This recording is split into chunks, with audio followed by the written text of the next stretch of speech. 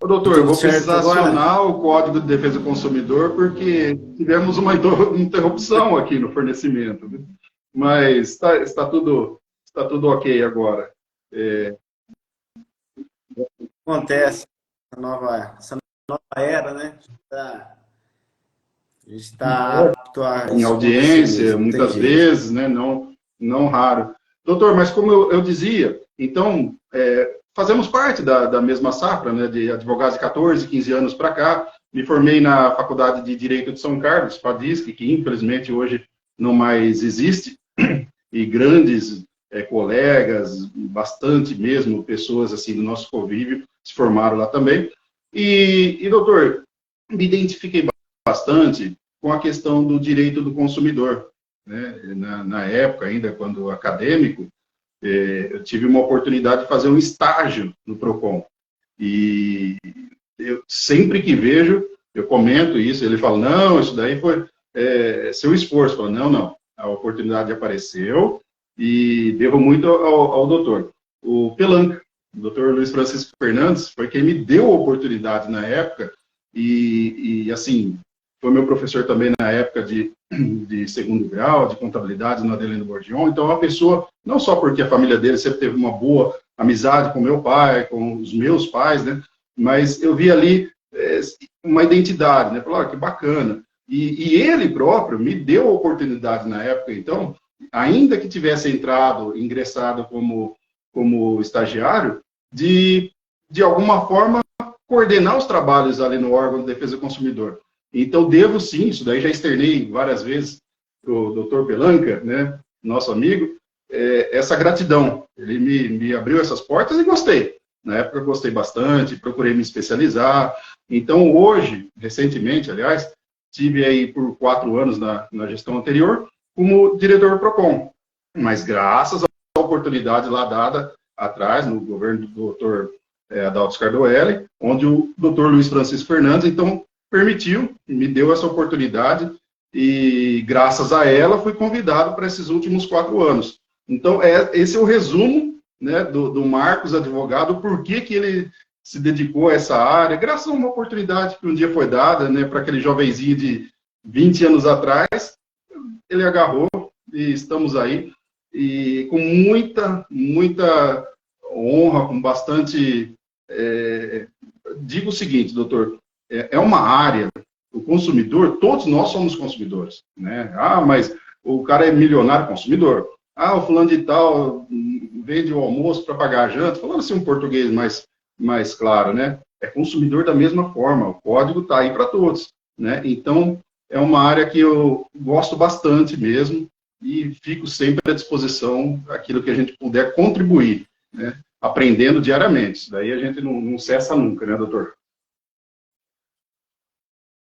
Exatamente, você falou muito bem e não perdendo um pouco o foco na nossa conversa, mas essa questão de oportunidade, até vou fazer essa ressalva por conta de eu vejo bastante estudantes aqui que nos acompanham e não perca a oportunidade de fazer estágio. Escritório de advocacia, delegacia, fórum, câmara, enfim, nada é perdido, tá? Tudo se aproveita. Então, eu sempre falo, se você conseguir, é claro, não dá tanta importância nessa fase atrás de ganhar com bolsa, com salário, e sim aprender, você está investindo muito mais na sua carreira, né? Então, tá aí uma prova viva, você que aproveitou as oportunidades que teve, eu também aproveitei as minhas, fiz estágio de delegacia, Câmara Municipal, enfim, e a gente percebe o quanto isso nos ajuda no dia a dia, não é? Então, assim, fazer um braço aí, né? Porque eu vejo que tem bastante estudante aqui nos acompanhando. Não perca a oportunidade de estagiar, de aprender. Doutor, Estágio de tudo graça. aprende, né? Na verdade, no estágio a gente tem a chance de aprender. A faculdade, obviamente, que ali a, a, a técnica, né? A teoria, você vai absorvendo ali dia, semana, tal, se identifica mais com um professor, do detrimento de outro, mas isso é natural.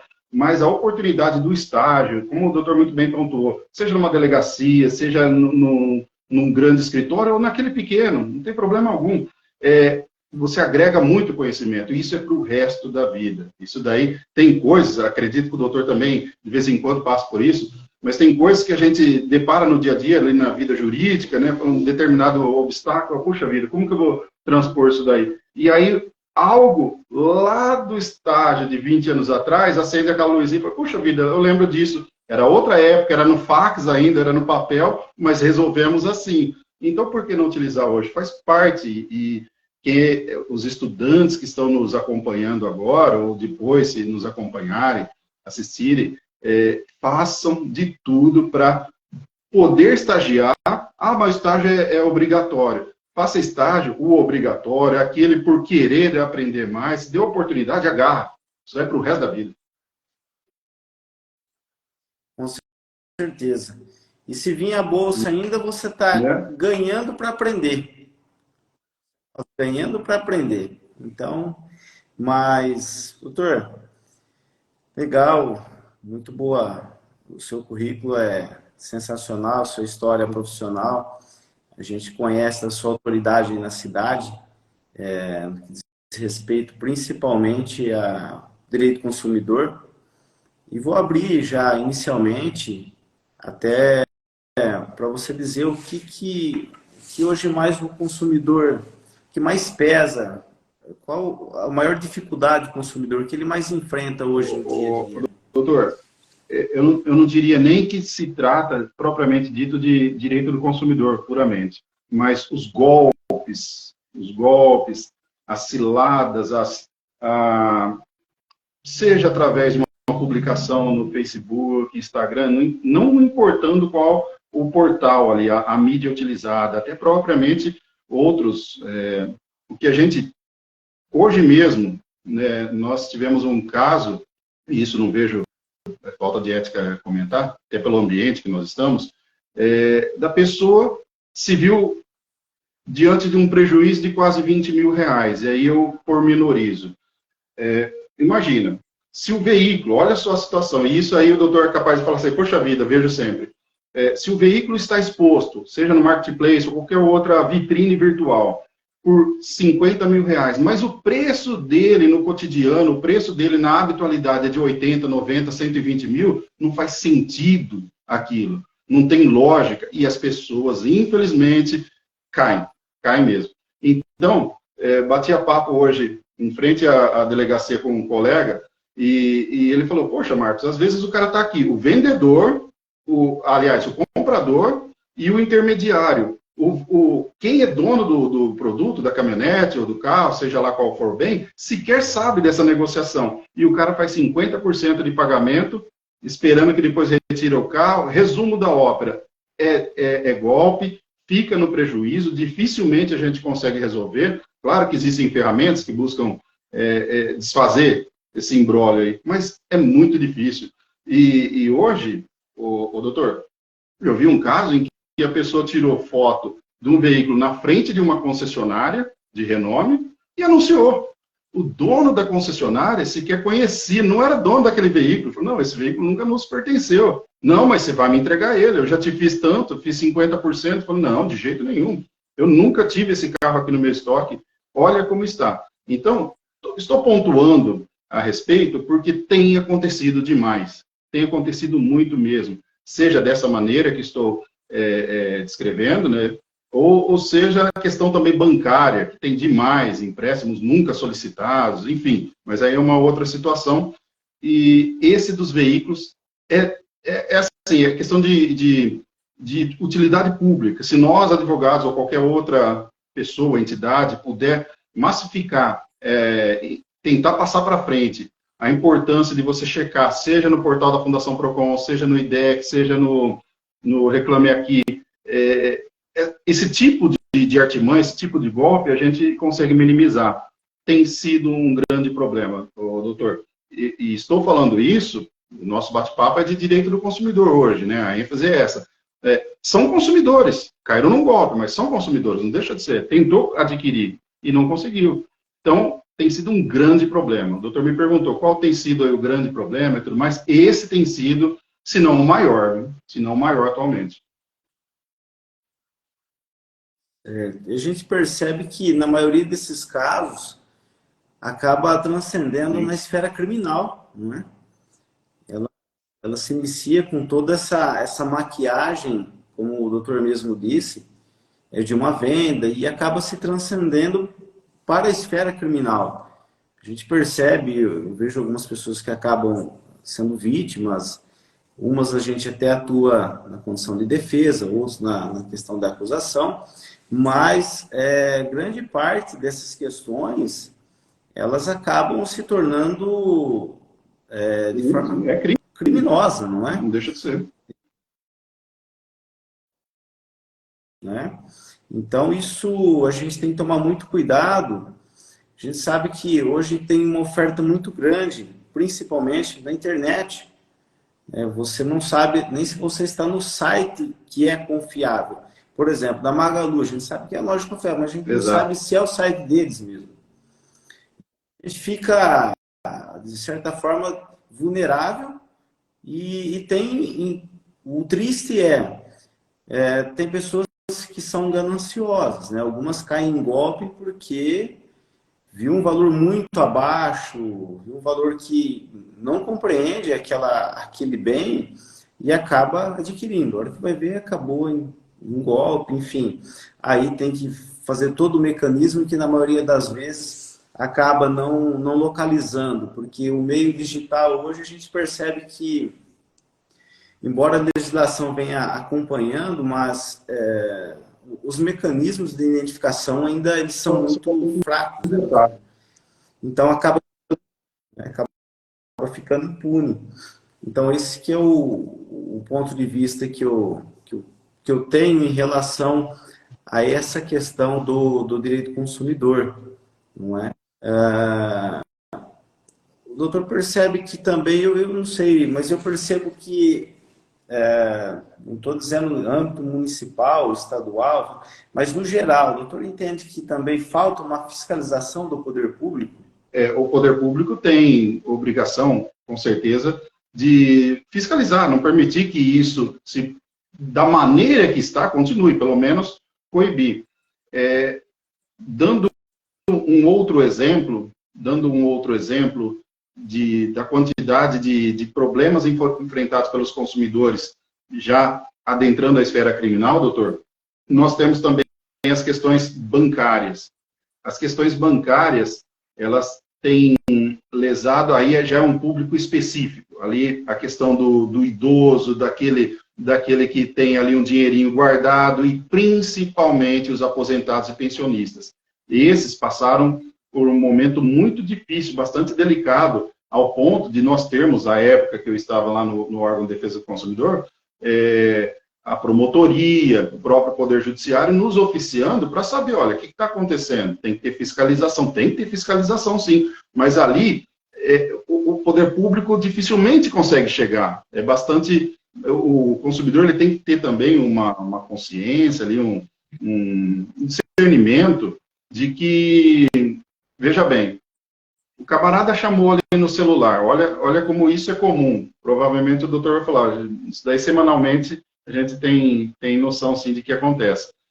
Me chamou no celular, disse que eu tenho ali uma margem, eu não estou precisando do dinheiro, mas eu tenho aquela margem. Ok, e só para saber que o senhor tem aquela margem, tira uma foto para mim, eu queria saber se é o senhor. Aí o camarada vai, tira a foto, coloca o RG, diz sim a tudo, né? Concorda com tudo, e está ali, então, gerando uma obrigação com aquela que pode ou não ser uma instituição financeira. Boa parte não é. Boa parte é golpe. E o cara do outro lado pediu senha, pediu foto, desconfia, mas desconfia ferozmente, porque boa coisa não é. Com certeza. Inclusive, os bancos, principalmente, eles acabam fazendo várias informações que não faz contato por telefone. Então, o consumidor tem que se apegar a isso também, não é, doutor? A informação por telefone, o banco não liga pedindo informação, o banco... Bom, até porque assim, e se ligar também, falou, olha, tudo bem, eu vou até a agência, eu vou até Exato. aí e eu falo com vocês. Bom, é um público, doutor, que às vezes tem uma dificuldade no digital. Temos que ser realistas. Tem sim essa dificuldade. Nós pegamos N vezes aquela senhorinha como só sabe escrever o nome, né? Mas sabe escrever o nome, sabe assinar. Pois bem, e a hora que se dá conta, a hora que percebe, já tem empréstimo no nome que jamais solicitou. Então, aquele não solicitado que caiu na conta, dá para desfazer, dá para buscar fazer justiça. Aquele que é golpe, fez a transação, mas caiu numa conta de terceiro, aí cai naquela situação que o doutor muito bem pontuou aí. É difícil, os mecanismos que nós temos não são aqueles que nós desejamos. Certo. A gente tem visto muito, doutor, você tocou no assunto e eu acabei até me recordando. A gente percebe muito que os bancos acabam incluindo vários empréstimos com desconto direto na folha. E isso é legal? Tem um parâmetro? Tem um limite para estar fazendo isso? Como que funciona? Não tem funciona? problema algum. Existe sim a previsão legal, mas o que também temos acompanhado é aquele limite que outrora tenha sido de 30%, que foi esticado. Na pandemia nós tivemos ali uma majoração, depois recuou um pouco. O limite de 30%, muitas vezes é desrespeitado. Então, não raras oportunidades, a gente se depara com o aposentado, a pensionista, aquela pessoa que tem aquela renda contadinha por mês, tendo desconto que supera em muito os 50%. Como que sobrevive? Não faz sentido, uma pessoa não consegue sobreviver. Você pegar uma pessoa assalariada não, uma aposentada que recebe aí, arredondando, R$ 1.500, ela esteja com 50% da sua renda comprometida, primeiro, já seria ilegal aquele que ultrapassa o limite legal, sendo descontado. Ah, mas ele veio até a agência e fez ali manualmente, então ele paga, vem aqui pagar, ou então a gente desconta da conta. É empréstimo, da mesma forma. Então, a pessoa tem muito além de 30% comprometido, ou 40%, quando liberado foi pelo Estado. É um grande problema, né? É uma questão aí social, isso daí tem afetado muitas famílias, e toda vez que a gente busca reparar isso daí na justiça, a grande maioria dos integrantes do Poder Judiciário tem entendido, sim, que a tese de que a limitação tem que ser respeitada. Então, depois paga através de carnê, terminando um empréstimo, inicia-se outro, mas não acumular dessa forma e a pessoa ficar sem ter condições de subsistência. Com certeza. E eles aproveitam muito pela vulnerabilidade dos idosos, não é? Sabe que eles têm dinheiro, de certa forma, ali contadinho, e aí trabalha com aquela questão, olha, esse dinheiro vai ajudar vocês, enfim, e a hora que vai ver, acaba comprometendo muito mais aí do que o permitido e o que seria possível, né? Na sobrevivência.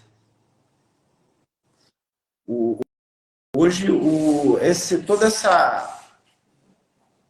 Quando alguém se vê vítima, doutor, de uma questão aí danosa no âmbito do direito do consumidor, o que o doutor orienta as pessoas doutor, a fazer? A orientação clássica, aquela que já vem na ponta da língua já de explicar para a pessoa, para o consumidor, seja ela assalariado, seja ela pensionista, independente disso, diante de uma situação de afronta ao Código de Defesa do Consumidor, aos seus direitos, é PROCON.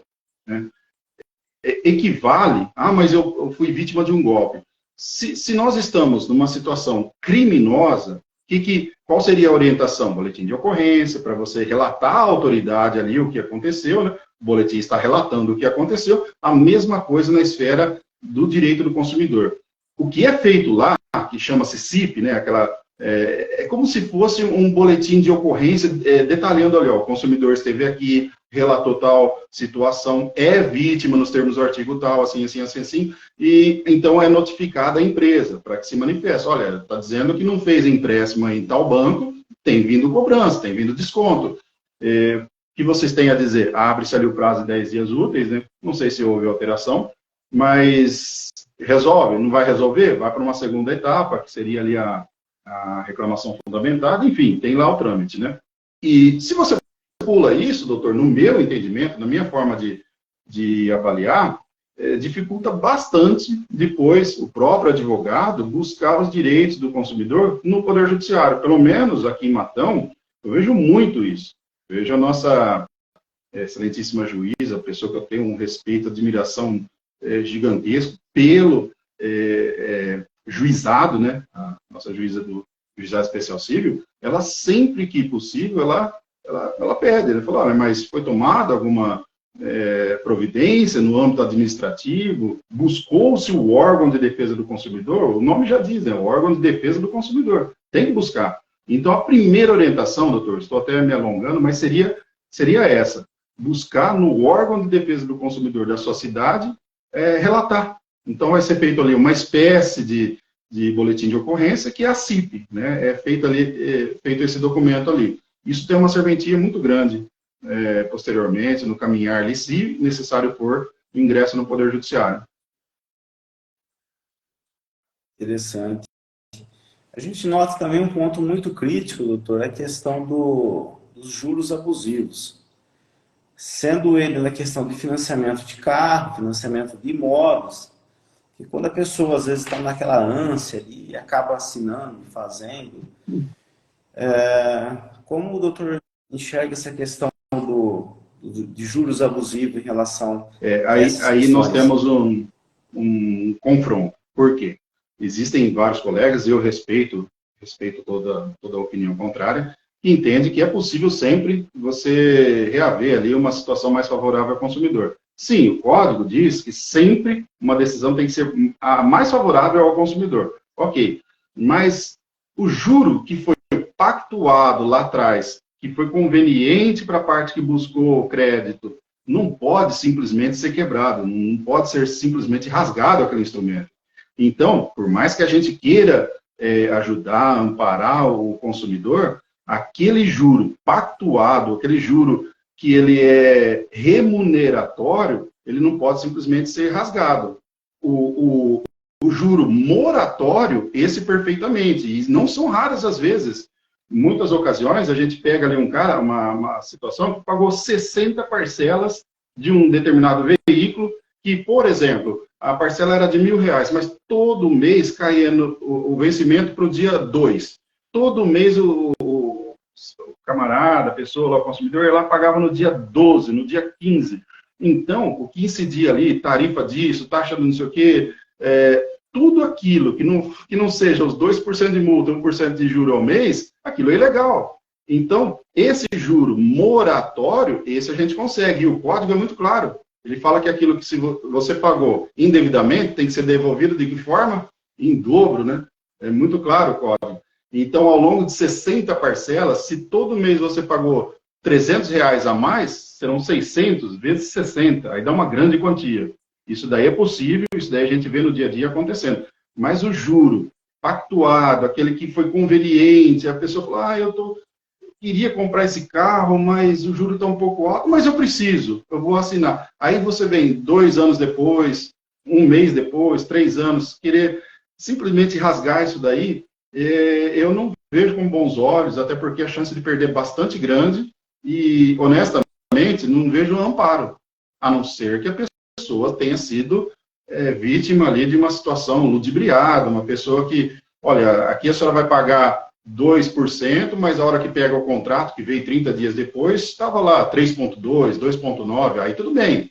Mas se a pessoa fez consciente, ainda que possa soar como abusivo, se foi conveniente no momento, simplesmente rasgar, não vejo assim. Respeito colegas que entendem que pode a qualquer momento. Certo. É comum também eles agregarem seguros, taxa, isso, daquilo. Como que o direito do consumidor tem visto isso também nesses contratos? Se era interesse do consumidor, tranquilo. O consumidor pode se arrepender lá na frente. Olha, eu contratei realmente ali um seguro, prestamista, falaram que só fariam desde que eu fizesse seguro. Aí é venda casada, né? É outra situação. Mas eu fiz, fiquei com medo ali de uma situação assim, me falaram que era vantajoso, fiz. E no curso, quis cancelar. Pode cancelar, não tem problema algum. Se a empresa se recusar, obviamente que o próprio PROCON consegue intermediar, e se não for ali da alçada, não der resultado através do PROCON, o Poder Judiciário está ali para a gente acionar. Mas aquilo que foi objeto da compra, se agregou outros serviços, perfeito, lícito, não vejo problema. Agora, se foi induzido aquilo, ou condicionado, ou simplesmente não foi nem mencionado, eu descobri isso aí 4 anos depois, que todo mês eu estou pagando R$ 80 de taxa disso, seguro daquilo, que eu nunca contratei, eu nunca pedi, nem consciência, melhor dizendo, eu tinha. Opa, se conseguir provar, dobro, provavelmente você consegue conquistar ali o dobro corrigido. Interessante. A gente percebe que muitas dessas situações ela acaba deschavando para uma questão criminal, né, doutor? Se a gente pegar aí o consumidor, a gente acaba, de fato, na lei a gente enxerga, mas eu, na condição de atuante na esfera criminal, vou ser sincero, eu nunca presenciei um processo criminal do defesa do consumidor, do Código de Defesa do Consumidor. Não sei se... Posso exemplificar um? Imagina que determinada empresa organizou um rodeio, um festival, uma confraternização de grande porte, e ali o agente público, ali, o poder público falou, olha, você pode, através de bombeiros, fiscalização, mas aqui você pode ter 250 pessoas, mas vendeu para 400, 500. Isso está lá no CDC. Isso daí caracteriza, sim, crime na relação de consumo. Então, é um exemplo que um dia, muito tempo atrás, eu ouvi, né, no curso de Direito do Consumidor, na Fundação PROCON, e eu falei, puxa vida, e não é que tem... E nós tivemos isso no Brasil, nós tivemos na Fórmula 1, mas isso há muito tempo atrás. Nós tivemos esse problema, tivemos sim. Então, é o que eu costumo exemplificar. É um crime na relação de consumo, aí você vai falar, mas você vai atacar quem? As entidades, no caso a Fundação PROCON, ou outras entidades de defesa do consumidor, IDEC mesmo, podem sim encabeçar isso daí e entrar com uma ação. Falar, peraí, você colocou todos em risco. Olha a situação que você... e se o marco bancada cai? Era para 250 pessoas, mas tinha 500 ali. E é uma afronta, e é sim, está tipificado no CDC como crime na relação de consumo. É o que me vem à mente, é bem difícil mesmo, realmente é bastante difícil a gente ver isso no dia a dia. A gente percebe muito isso, né? Às vezes a gente até presencia a consumação do crime, mas parece que não é formalizado, né? Parece que você não vê eles responderem criminalmente. Pelo menos eu nunca presenciei e também nem cheguei a acompanhar nenhum cliente de forma específica na questão de um crime do Código de Defesa do Consumidor, relacionado a toda essa questão de consumidor. Mas é uma área muito, muito grande e ela vem ganhando muito espaço, né, doutor? Ela vem ganhando muito espaço até por conta da expansão hoje dos meios de compra, né? Hoje a gente tem uma gama, eu acredito até que talvez seja de 60%, 70% virtual. E eu tenho loja em Matão aqui que eu compro da mesma loja, mas eu compro na internet. Não é? Eu compro porque eu compro daqui do escritório, amanhã tem entregue. Eu não preciso sair, eu não preciso de estacionar o carro, não preciso sair, enfim. Então, a internet nos dá essa comodidade. De você comprar no mesmo lugar que você... o lugar que você já é cliente sem você sair de casa ou do seu escritório. Mas com base nisso, eu acredito também que a probabilidade de nascer aí um problema relacionado à questão do consumidor também é um pouco grande, não é? Que antigamente se tinha, há muito tempo atrás, eu não sou dessa época, acredito que o doutor também não era, era a venda, né? A pessoa ia lá e fazia troca com o dono da venda, enfim. E com toda essa evolução, e depois a internet e a pandemia que acabou acelerando todo esse processo, a gente algumas empresas que acabaram explodindo na pandemia, porque ela estava talvez até mais adaptada com o meio virtual, com o meio da internet para vender, e ela ganhou espaço, às vezes acabou até sumindo algumas que não estavam tão preparadas, né? Mas a gente percebe de uma forma geral essa expansão e, consequentemente, as relações ela tende a ter mais problemas, né? Serem mais problemáticas, vindo até a infringir no campo civil, até no campo criminal, a questão do direito do consumidor. Não sei se você tem essa visão também, doutor. Tenho sim, doutor. Concordo com a explanação, tenho a mesma visão e é o problema, não diria nem problema, né? É uma questão de adaptação, mas em decorrência a grande demanda. É muito simples. Na minha primeira oportunidade no Procon, a grande vilã, a grande responsável pelo índice de reclamações lá nas alturas era a telefonia fixa. O doutor acredita que hoje em dia tem reclamações de telefonia fixa? Hoje em dia nós não temos mais, né? Mas por que não tem? Porque não tem consumidor, porque tem muito pouco consumidor. Existe ainda, mas a demanda é pequena. Ao passo que serviço de telefonia móvel, minha nossa, seja o aparelho, seja o serviço prestado, continua, se pegarmos ali o rol de empresas reclamadas na Fundação Procon, sempre lá em cima. Mas por que isso? Porque não prestam um bom serviço? Não, não é essa a questão. É porque a demanda é gigante, é muita coisa, é muito... nós temos no Brasil, doutor, isso é uma curiosidade que chama muita atenção, que o Brasil é dos poucos, viu? O Brasil tem mais linhas do que habitantes. Não sei se o doutor já ouviu isso. Sim, tem mais linhas móveis do que habitantes. Não raro, uma pessoa tem 3, 4 linhas, 2, 3. Então, e são 2, 3, 4 celebrações de contratos. É um contrato. Mas é pré-pago. Está prestando serviço mediante pagamento. Então, não deixa de ser um contrato. E aí tem bastante, aí estoura, aí explode, você pega ali o rol de empresas reclamadas, é bastante grande, assim como de tantas outras empresas, tantos outros segmentos, que na pandemia tiveram ali um tratamento diferenciado. A empresa de delivery tem bastante reclamação? Muitas reclamações começaram ali na própria pandemia. Por quê? Porque esse utilizou demais, era muito comum, bastante comum a gente estar em casa, até porque não poderia mesmo sair, e comprar o almoço, a janta, uma pizza para mais tarde, tudo pelo celular, ali pelo WhatsApp. E ali, aquele trabalhador, aquele aguerrido ali no dia a dia, entregando para nós, mas às vezes não dava conta de tudo, tanto o estabelecimento quanto o entregador, a empresa ali, né, vermelhinha que entrega, e não dava conta. Então, foi apenado, sim, foram apenados ali por conta de prestação, de má prestação de serviço. Mas é por conta da demanda, era muito grande. Então, costumo dar esse exemplo da telefonia fixa. Era o que a gente via.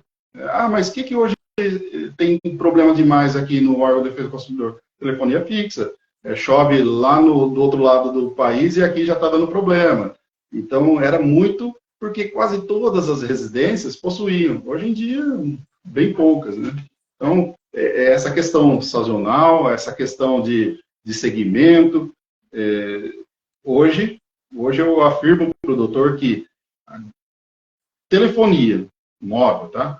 Telefonia móvel, empresas de entregas e também aquelas empresas que fazem pacotes para viagens, elas figuram com certa habitualidade no rol de empresas mais reclamadas da Fundação Procon. Rol esse que eu faço questão de semanalmente dar uma conferida, né?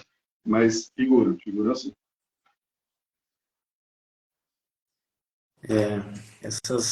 A gente percebe que os consumidores tiveram um grande problema também na época da pandemia. E até as próprias empresas acabaram ficando numa saia justa, porque eles não conseguiam entregar a viagem, não é? Não conseguiam entregar por conta do fenômeno que a gente traz no direito aí, caso fortuito, força maior, enfim. Mas a gente vê que se arrasta muita discussão jurídica e processos judiciais nessa esfera ainda, não é?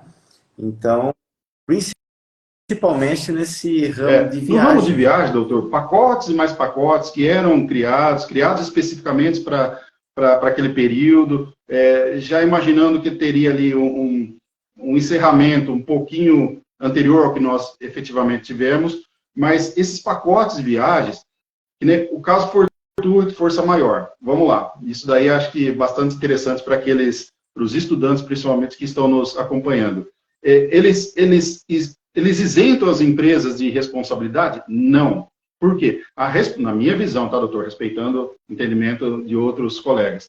Mas a responsabilidade é do tomador, é daquele que colheu sua assinatura, é daquele na internet que mantém aquele portal, é da empresa propriamente dita, ou aquela que faz o agregado ali com hotel, aéreo, outro serviço e tudo mais.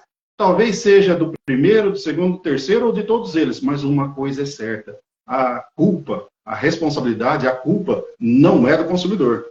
Seja por caso fortuito, seja por força maior, os dois juntos, mas o consumidor não deu causa àquilo. Então ele não pode ser responsabilizado. Ele foi lá e honrou, ele fez a contratação, pagou, passou o cartão, fez Pix à vista, pagou, quitou, fez a sua obrigação. Em contrapartida, não recebeu o serviço.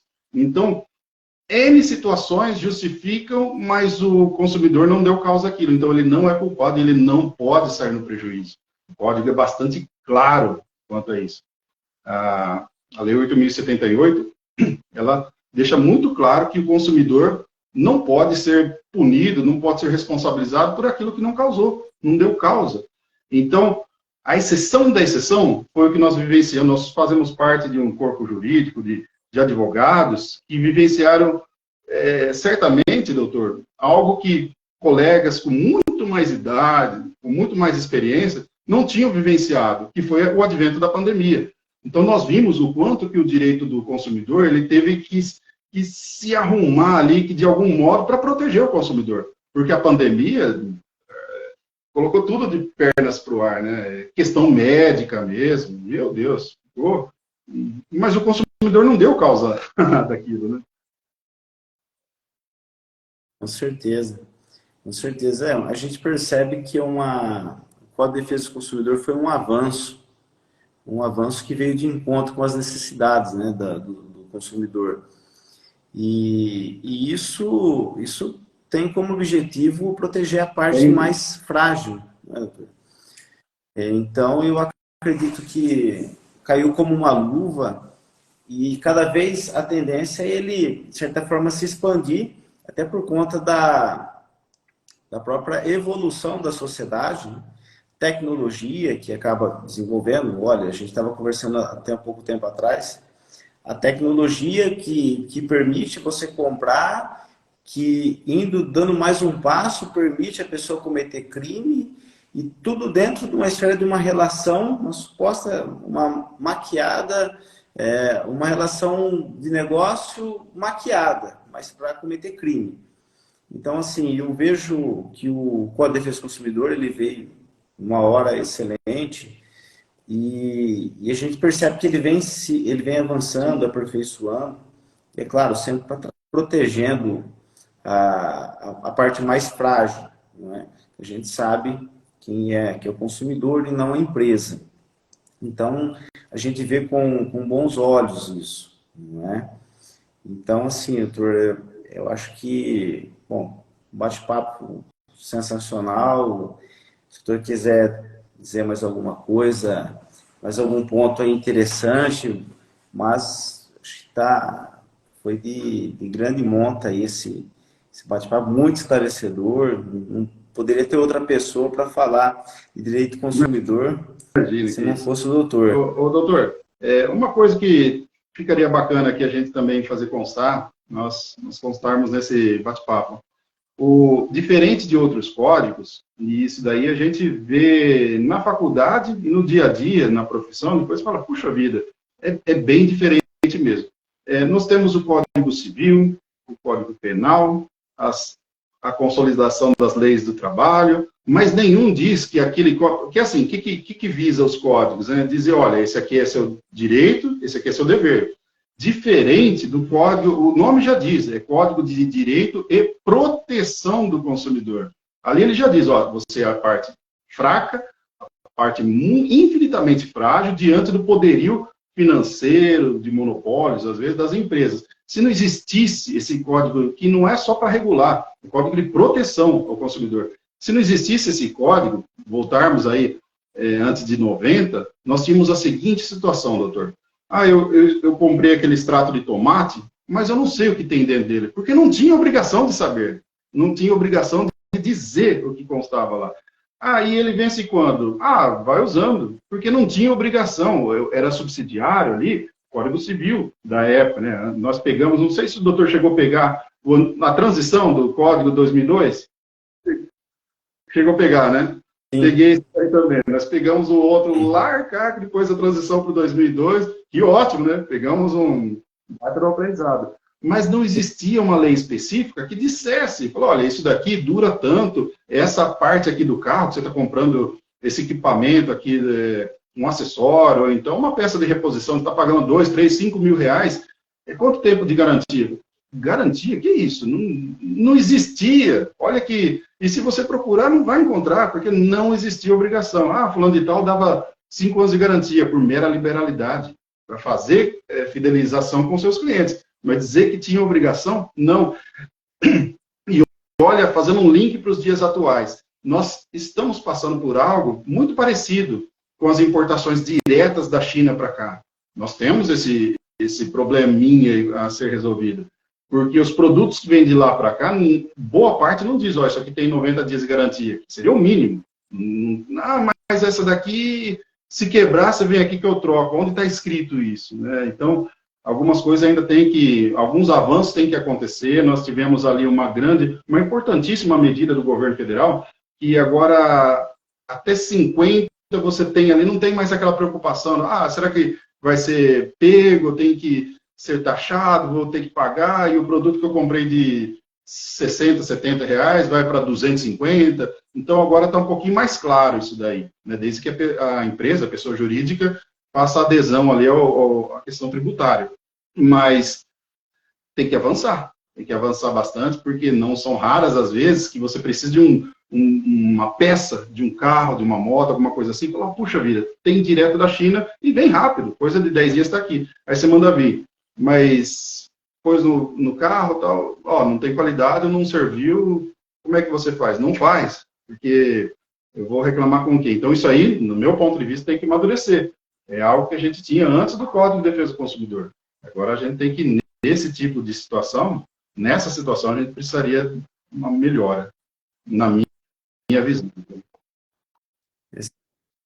Excelente, concordo também, concordo. Muito bem esse ponto aí, muito interessante. Bom demais mesmo. Essa é uma questão e cada vez vem ganhando mais espaço, né, esses produtos da China. A gente percebe que cada vez mais, até pela questão da mão de obra, o custo, enfim, a gente sabe toda a sistemática, e isso acaba tendo reflexo, principalmente na questão do consumidor, não é? Porque vai reclamar com quem? Como o doutor mesmo disse. Vai reclamar com quem?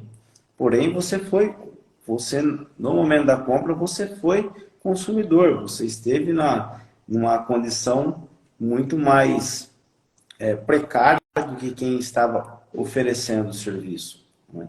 Mas acredito até que tende a avançar, acho que tende a fortalecer mais essa relação, esse tipo de relação aí, e dar todo o suporte para o consumidor. A tendência além desse avanço que o governo federal propôs, no tocante à tributação e mais transparência, a gente não ficar com aquele receio, olha, eu comprei, viria em 2 semanas, já tem 45 dias e nada. Por quê? Foi o fisco segurou e agora, a hora que der certo, você vai regularizar isso daqui. Então, uma incerteza muito grande. Agora, o que eu entendi é que clareou bastante, ficou muito mais confiável e ganham os dois lados.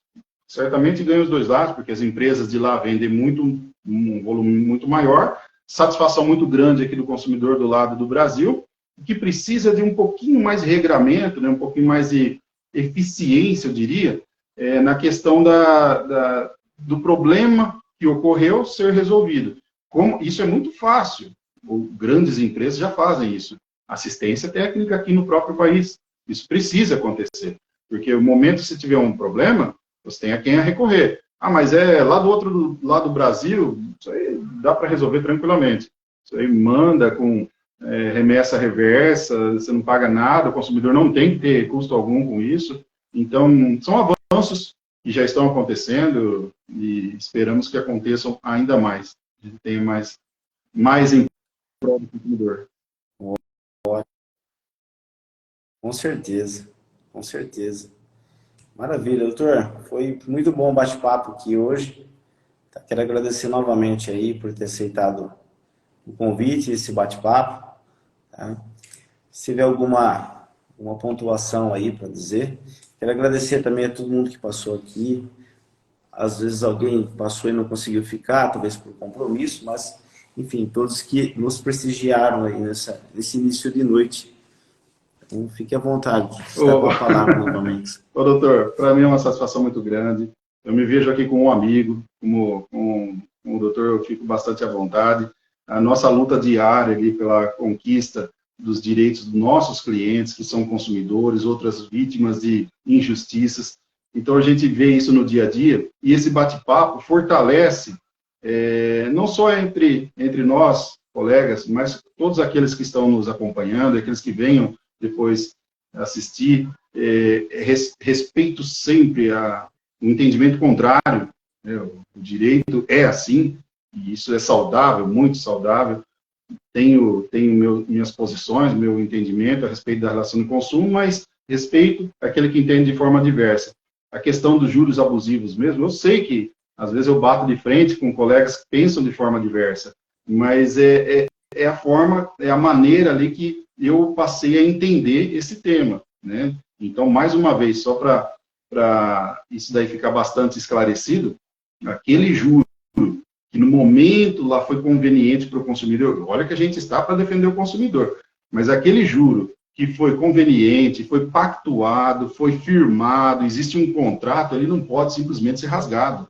Então, por mais que ele soa ali está soando, olha, poxa vida, isso aí está abusivo, mas se foi conveniente lá atrás, resolveu o seu problema, não é justo também com a instituição financeira simplesmente rasgar. Agora, se for ludibriado, se for induzido aquilo, ou condicionado, é outra situação. Então, é a minha visão, e doutor, fico sempre à disposição, para mim é uma grande honra, um privilégio, e espero outras oportunidades a gente poder bater um papo aí, e fico sempre à inteira disposição. Com certeza, vamos marcar outros bate-papo também, para a gente poder estar contribuindo com o pessoal, levar as informações. E tanto o meu perfil quanto o seu, fica aberto aí, se eventualmente ficou alguma dúvida, nos chama aí no inbox, chama no privado, que a gente está à disposição aí para poder ajudar vocês. Tá? Doutor, mais uma vez aí, obrigado, um abraço e aí uma boa noite a todos. Um grande abraço a todos que nos acompanharam também. Até mais. Tchau, tchau.